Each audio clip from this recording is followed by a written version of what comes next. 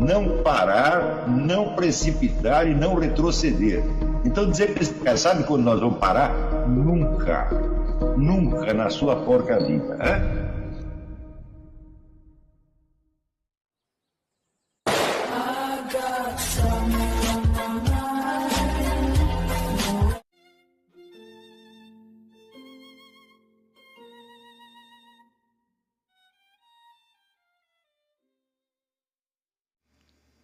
E aí pessoal, tranquilo? Então vem aqui antes do vídeo começar, pedir para vocês se inscreverem, quem não for inscrito, compartilhar, curtir, comentar. Quem puder seja membro do canal, que isso ajuda bastante. Tem também o link do Apoia-se. Quem puder ajudar nosso canal e apoiar financeiramente vai ser muito bem-vindo. Mas o mais importante é transmitir o conteúdo e os conhecimentos do professor Olavo de Carvalho para mais e mais brasileiros. Então compartilhe e ajude aí nossa causa. Muito obrigado a todos os membros, apoiadores do canal. Fico muito feliz. Tenho certeza que a gente está no caminho certo. Então fiquem com o vídeo e até mais. Valeu! Se chegamos a acreditar realmente que tudo que nós apreendemos as coisas é apenas a sua aparência fenomênica, sem um número, sem uma substância, né, por trás, ou pelo menos sem ter certeza de que a substância existe ou não, então não temos como deixar de aplicar essa precaução a nós mesmos. E dizer, bem, eu também sou apenas uma aparência fenomênica, mas se eu sou apenas uma aparência fenomênica, então pode ser que os meus pensamentos, no fundo, do meu eu em si, sejam completamente diferentes daqueles que eu estou enunciando em voz alta nesse momento. E eu até hoje, sinceramente, eu não compreendo como Kant não fez esta pergunta para si mesmo. Né? Se tudo que nós conhecemos são aparências fenomênicas, eu também sou apenas aparência fenomênica, e o meu eu em si é inalcançável, até para mim, quanto mais para os outros, tá certo? Portanto, por mais que eu explique a minha filosofia, o sentido último dela deve escapar às pessoas, porque se até a substância íntima de um elefante escapa à nossa visão, quanto mais uma coisa muito mais sutil, que é a intenção central da minha filosofia. Quando eu pergunto por que não fez esta pergunta, por que não aplicou a si mesmo esse critério, eu acredito o seguinte, que ele estava de algum modo sob o encantamento do cogito cartesiano, daquele instante em que Descartes diz que o eu penso tem absoluta segurança de si naquele instante, né? Só que quanto dura esse instante? Na verdade, o eu pensante de Descartes não é um eu que ao qual se possa ter acesso pela experiência. Ele só existe como conceito. Aquilo a que realmente temos acesso pela experiência é o eu substancial. Você pode se vivenciar a si mesmo como uma consciência independente de tempo e independente do seu próprio passado. Você pode fazer isso agora mesmo, tá certo? E experimentar a sua liberdade em ação. Se sentir, eu não estou obrigado a fazer nada que o meu passado me imponha. Eu posso mudar de direção agora mesmo. Eu posso fazer uma coisa absolutamente inédita. Note bem, quando você era criança, você não tinha passado. Então isso quer dizer que você não se fechava dentro da sua mente para você recordar o seu passado infeliz, como todas as coisas ruins que te aconteceram e todas as impossibilidades e obstáculos que se abateram sobre você não tinha nada disso. Isto quer dizer que você vivia a plena liberdade de criar a situação naquele momento mesmo. Você não pode fazer agora isso de novo? Claro que pode. É só você consentir e você largar, você renunciar ao peso do seu passado. É um peso que nós carregamos, de fato, porque nós queremos. De fato, nós precisamos dele para outros fins, para nos orientar no tempo, na história, etc, etc, etc. Mas ele não tem por que ter um peso determinante sobre as nossas ações. Se o passado fosse inteiramente determinante sobre as suas ações, tá certo? Então você não poderia jamais ter começado. Você só poderia ter continuado, tá certo? E, vamos dizer, criatividade e espontaneidade da infância prova que as coisas não são assim. A criança não tem um passado ao qual ela tem que se reportar, então ela pode se inventar a cada momento. Nós podemos fazer isso agora mesmo, e eu sugiro que vocês o façam quando vocês rezam. Quer dizer, aquele que reza tem que ser o seu eu livre. Porque se vai entrar o passado, então entra o pensamento, entra aquele discurso interior de acusação e defesa, aquela confusão toda, e vai melar tudo, tá certo? Então,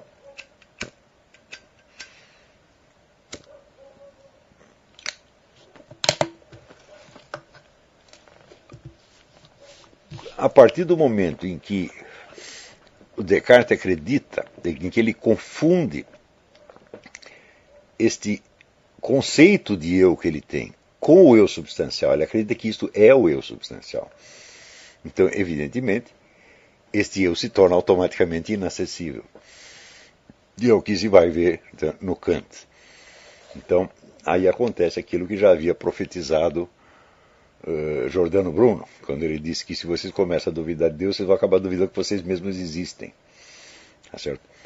E isso de fato acontece. Quando você vê no século XX, o fenômeno acontece sobretudo na literatura, quer dizer, a dissolução da consciência do personagem. Isso aparece claramente no Proust, aparece no Kafka, aparece no William Faulkner.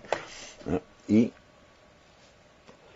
depois que aparece na literatura, logo aparece na ciência. Está aí o Daniel Dennett dizendo que de fato a nossa liberdade interior é uma ilusão, o nosso eu é uma ilusão, né? E que só o que existe são moléculas em movimento. Né?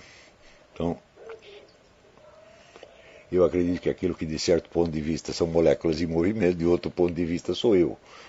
E que eu não vejo por que um ponto de vista deve ser privilegiado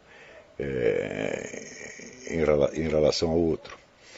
Então, justamente estas épocas de crise, de derrubada de todos os valores e pontos de referência, elas assinalam o momento em que, mais do que nunca, você tem que se apegar nesse eu substancial.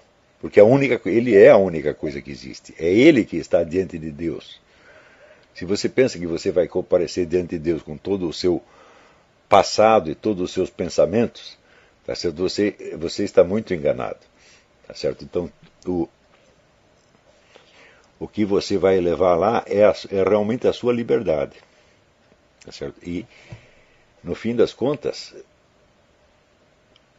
é você mesmo que escolhe o seu destino. No livro do Monsenhor de Seguil, sobre o inferno, né, todos os condenados do inferno acreditam que a sentença que foi baixada por eles foi justa, como se eles próprios a tivessem baixado. Tá certo? Então, quer dizer, a experiência da liberdade humana é também a experiência da abertura dentro de nós, vamos dizer, de uma dimensão infinita, para cima e para baixo. Tá certo? Isso às vezes pode nos infundir um certo temor. Tá certo? É como se nós fôssemos sair da dimensão presente e entrar numa outra. Digo, sim, mas nós sempre estivemos nessa outra. E quando você era criança, você sabia disto. Quer dizer, você não estava vivendo dentro de uma situação que você dominava mentalmente. Isso é importante, porque nós nos reportamos ao passado, porque nós acreditamos que nós o dominamos, nós o entendemos, temos um controle intelectual da coisa. Tá certo? E uma criança não vive dentro dessa referência, ela vive dentro de um espaço físico que ela não domina, mas que ela explora. Então, ela não tem um mundo na cabeça, ao contrário, ela está metendo a sua cabeça dentro do mundo. Tá certo? E nós, a qualquer momento, nós podemos voltar, vamos dizer, a tomar consciência disso. Não podemos viver nisso permanentemente. Por quê? Porque o passado existe, ele é uma parte importante da realidade, mas ele não tem esse poder de preensão sobre nós que nós costumamos imaginar. Você vê que existem muitas situações onde você age imediatamente sem referência ao passado. Por exemplo, suponha que você esteja praticando a corrida. É absolutamente impossível você fazer esse esforço físico e você está concentrado num pensamento do seu passado ao mesmo tempo. Não dá para fazer. Você está inteiramente voltado para o presente. E não se pode dizer que você está inconsciente, você está perfeitamente consciente da sua presença, tá certo? Então, a noção da presença é a noção fundamental, tá certo? Da filosofia do Louis Lavelle. Quer dizer, é da nossa própria presença perante, vamos dizer, um mundo que efetivamente existe, tá certo? E assim como você pode ter a experiência, vamos dizer, no plano físico, você pode ter a experiência da sua liberdade espiritual, que já vai um grau acima disso, quando você se vivencia como o Senhor absoluto dos seus atos. Quer dizer, nada me obriga a fazer nada nesse momento. Eu que estou inventando isso, sou eu que estou fazendo isso. Então, é quando você está nesta consciência de liberdade, é aí que é a situação propícia para você estar diante de Deus, porque a liberdade não pode ser explicada por fatores que a condicionam. Exatamente o contrário. Então isso quer dizer que o conjunto das determinações naturais, físicas, temporais, históricas, etc., não pode te dar a liberdade e, no entanto, você experimenta a liberdade como uma realidade existente. Então ela só pode vir de uma fonte que não está condicionada a nada disso. A liberdade só pode vir da liberdade. A sua liberdade vem da liberdade divina. Então aí que você tem uma ideia do que os caras queriam dizer com caminhar diante de Deus na Bíblia, né? Então, tudo isso não é uma teoria, isso é uma experiência que você pode fazer. E, de fato, a gente estuda a filosofia do Louis Lavelle, a grande vantagem é que ela não é só uma doutrina, quer dizer, ela é uma dialética efetiva da vida espiritual. E eu pretendo, nas próximas aulas, insistir nisso e mostrar isso de maneira cada vez mais clara, de tal modo que, numa situação como a presente, onde você não tem a que se apegar no mundo, tá certo? Você perceba pela primeira vez a existência e o valor da liberdade, que ninguém pode te tomar. Então, enquanto você estiver nisso, bom, você está na realidade e você já tem, vamos dizer, uma vaga ideia do que pode ser, né, a vida numa outra escala, na escala de eternidade. É uma vaga ideia, é assim, apenas um espelho obscuro, como dizia o apóstolo, mas já é alguma coisa. E se alguém esperava levar daqui algo mais além disso, estava muito enganado, porque isso é a única coisa que você vai levar. Então, vamos ver algumas perguntas que tem aqui. Aqui, Mara Signorelli pergunta: poderia fornecer algumas referências de trabalho sério sobre os Illuminati? Muito bem. Bom, a obra clássica sobre isso ainda é do Abade Barruel, Memórias para uma contribuição à história do jacobinismo. Existem edições mais recentes, existe uma tradução inglesa completa. Eu creio até que o texto inteiro disso existe na internet. Eu acho que é a obra básica, a primeira que você tem que ler. Depois eu sugeriria que você lesse o livro do James Billington, Fire in the Minds of Men. E se você tiver acesso, esse é um livro muito difícil de achar, o autor chama-se Jean Lombard, Cœur de Roi, Coração de Rei. Jean Lombard, Cœur de Roi. O livro chama-se A Face Oculta da História Moderna, La Face Cachée de l'Histoire Moderne. Existe uma tradução espanhola, eu acho que até a edição francesa atual, é uma obra em 4 volumes. Eu acho que a edição francesa atual só soltou os 2 volumes, mas a espanhola ainda tem os 4. Vai dar muito trabalho para você achar, mas vale a pena. Magna Barros pergunta: o Vladimir Safatli escreveu um artigo chamado A Perda da Hegemonia, no qual ele diz que a esquerda perdeu a hegemonia cultural no Brasil. O senhor acha que isso é um caso de paralaxe cognitiva e ignorância mesmo? Olha, eu na verdade não sei, mas essa impressão que ele tem de perda da hegemonia é perda do controle intelectual da situação. Até um tempo atrás, eles tinham não só o domínio dos meios, tá certo? Mas a visão que eles tinham da sociedade correspondia mais ou menos ao que estava acontecendo. Agora eles não sabem mais. Então, ele está usando a expressão errada. Eles têm a hegemonia no sentido material da coisa, quer dizer, eles têm o controle dos meios. Mas, obviamente, eles também não estão entendendo o que está acontecendo. Então se sentem perdidos, mas como é próprio das pessoas, vamos dizer, envolvidas nesse tipo de coisa, eles têm a sintomatologia histérica. O histérico, ele acredita não naquilo que ele vê, mas naquilo que ele sente. Então, quando ele diz acabou a hegemonia, significa o seguinte: eu não estou sentindo hegemonia. Eu não sinto que nós temos. Né? Então, se ele não sente que tem, então realmente ele está fora da situação material. Essa situação psicológica que ele está vivendo não corresponde à realidade da situação material. Mas, se é assim, provavelmente a situação material vai mudar daqui a pouco. Mas, quer dizer, ele não tem mais o controle intelectual da situação.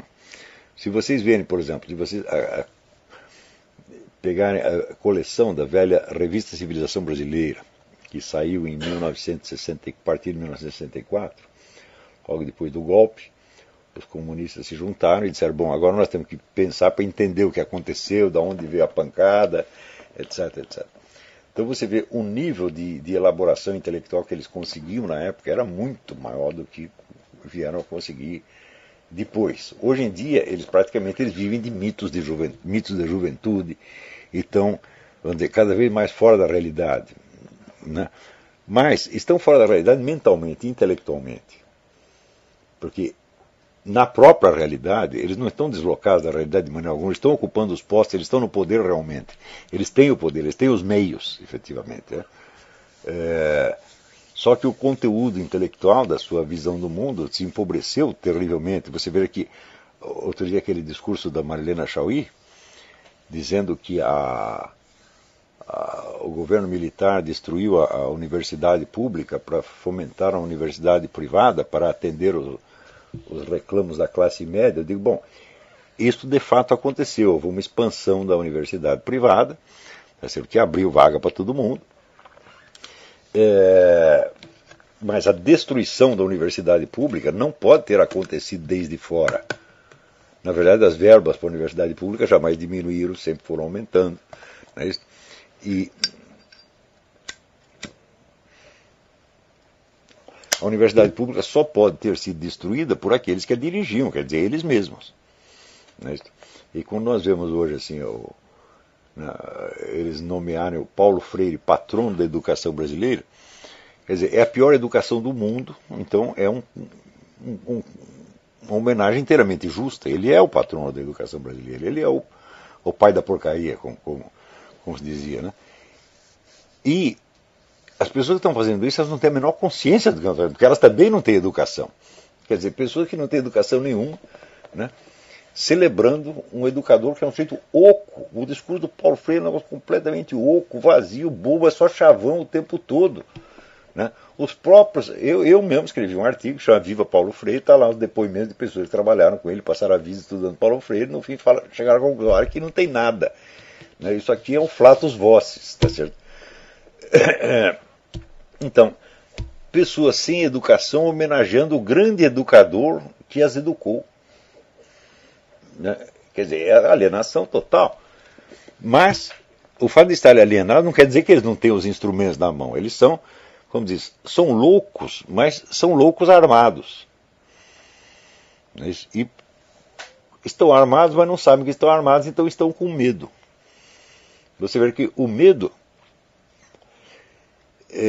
o auge do medo às vezes coincide com o auge do poder. Se vocês estudarem os dias finais de Stalin, vocês vão ver que foi exatamente isso. Os dias finais de Hitler morreu reclamando que ele não mandava nada, que ninguém o obedecia. Ele tinha poder total sobre o país, e quanto mais poder tinha, menos sentia que tinha. Então isso é muito comum nessa gente. Eu acho que então o Vladimir Safatra está expressando um sintoma. Né?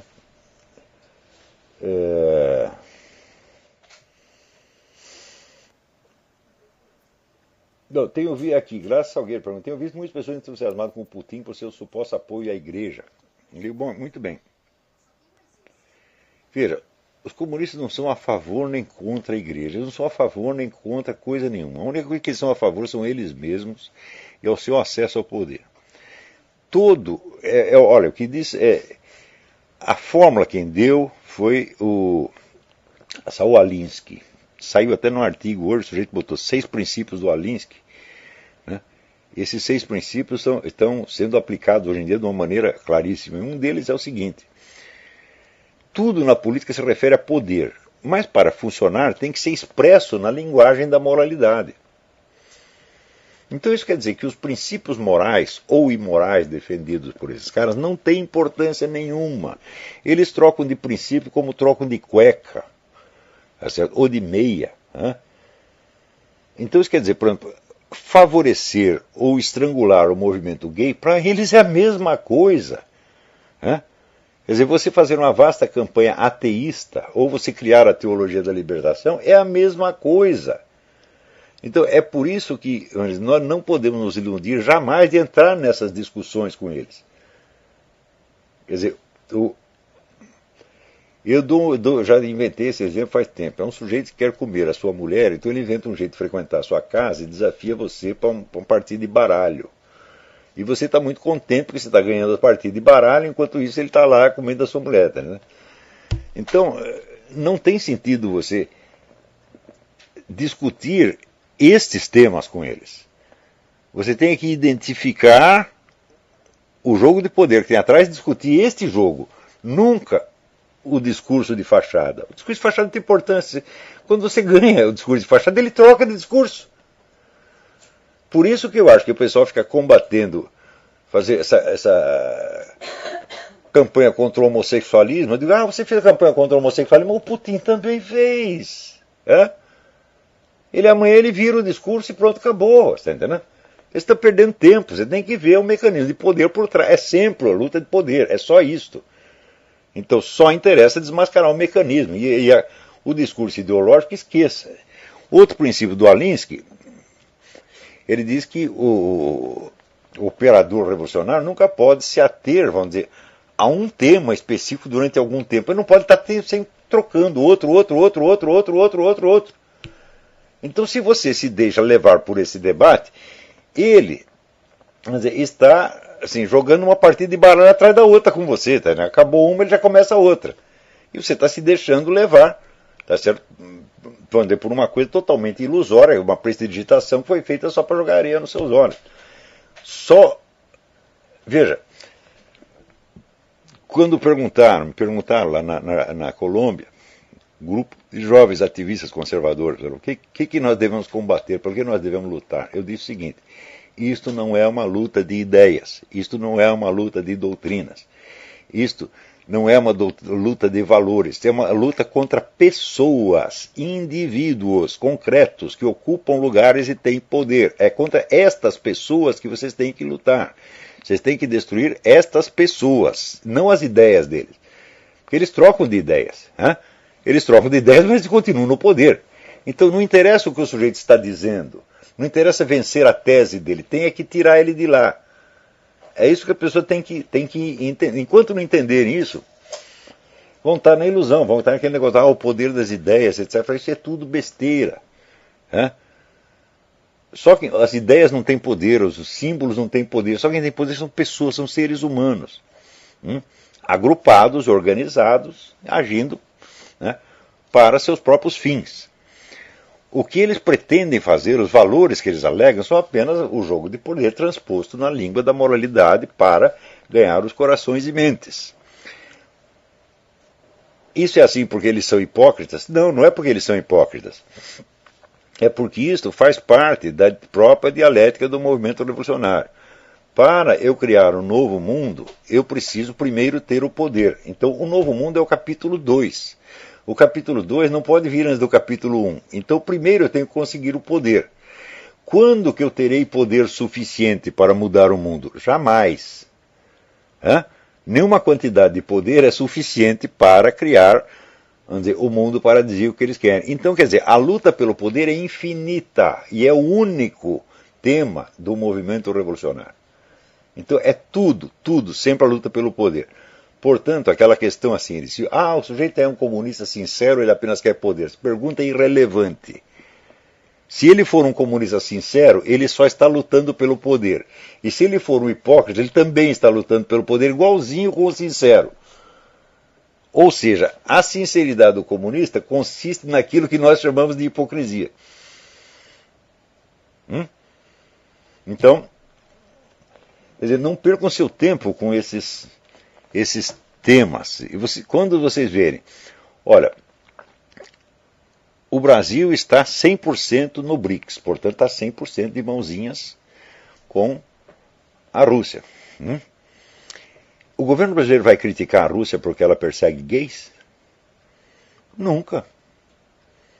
Então isso quer dizer que o Brasil também, se for preciso mudar o discurso amanhã, fazer um discurso moralista e botar todos os gays na cadeia, ou matar todos, fará isso com a maior tranquilidade. Como fazia em Cuba. Agora mudou, agora tá feio, ficou feio, então o Fidel Castro decidiu, né, dizer, estou arrependido de ter perseguido os gays. O que ele vai fazer? Vai botar os gays na rua, vai pagar indenização para eles? Não vai fazer nada. Então tudo isso é sempre da boca para fora. Entendendo? Eles mudam de ideia e mudam de valores. E só existe uma coisa, a luta constante pelo poder. Tem outra diferença. O pessoal das democracias, em geral, vamos dizer, os cristãos, etc., eles só se movem quando são agredidos, quando se sentem agredidos. E mesmo assim, evitam a briga, fogem enquanto podem. Né? Só quando está absolutamente encurralado é que reage. Ao caso do pessoal revolucionário, não. A luta e a agressão é a vida deles. Eles fazem isso 24 horas por dia. É a mesma coisa assim que você pegar, por exemplo, sei lá, um leão e um búfalo. Um búfalo é muito mais forte do que o leão. Ele pode estraçalhar um leão. Tá certo? Só que é o seguinte, ele não come leão. Ele não tem interesse no leão. Mas o leão precisa matar o búfalo para sobreviver. Então ele vive de perseguir búfalos e matá-los. Então o búfalo não quer briga com o leão. Para que eu vou brigar com isso? Não tem sentido, isso aí não é de comer, pô. Estou interessado aqui nas plantinhas, né? Então, por isso mesmo, o búfalo, que é muito mais forte, às vezes leva pior, às vezes leva melhor. Quando chega na situação de última instância, ele decide reagir e faz picadinho do leão. Né? Então, aqui é a mesma coisa. Tá entendendo? O revolucionário, ele é um predador. Né? Ele vive de comer criancinhas. Criancinhas somos nós. Né? Então, a mentalidade não é a mesma. Então, enquanto não houver uma mudança de mentalidade, olha, enquanto as pessoas não pararem de dizer, olha, não vou lutar mais pelos meus direitos, eu vou lutar para acabar com essas pessoas, com os predadores. Eu quero acabar com os predadores. Não é assim, eu vou salvar a minha galinha, porque a raposa quer comer. Eu vou salvar uma galinha, 2 galinhas. Não, você tem que matar a raposa, pô. Para mim parece a coisa mais óbvia do mundo. Tá certo? Então, você não pode ser, vamos dizer, nem um predador e nem uma galinha ou uma ovelha. Você tem que ser o dono responsável do rebanho. Então tem o dono e tem o cão de guarda. É para isso que serve. Né? Agora, está faltando pastores e cães de guarda. Atualmente só tem ovelha e galinha. Então esse é o problema.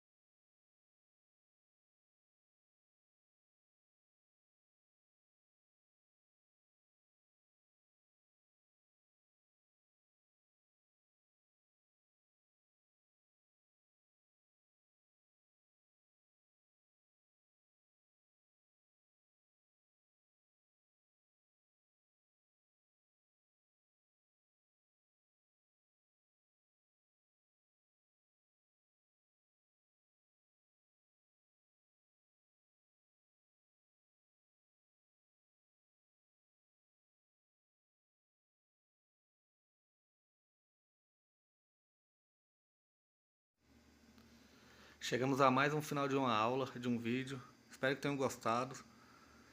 Quem não se inscreveu ainda, se inscreva, compartilhe, comente. Ajude o nosso canal, apoie, seja membro. E ajude o nosso canal a chegar a cada dia a mais brasileiros que precisam muito do conhecimento do professor Olavo de Carvalho. Então é isso aí, fique com Deus, até o próximo. Valeu! Então é isso aí, pessoal. Que é o nosso canal. Que são alguns livros que eu já li. A maioria foi doação, mas alguns eu adquiri, professor Olavo de Carvalho. Os livros se perderam aí que eu emprestei. Professor Alexandre Costa. A Bíblia Sagrada. 10 lições sobre Karl Marx. Indico a não ler esse livro, que é muito ruim mesmo. Uns pensadores aqui que realmente, como o professor Olavo de Carvalho disse, não são pensadores. Valeu, tamo junto aí. Apoie nosso canal, seja membro.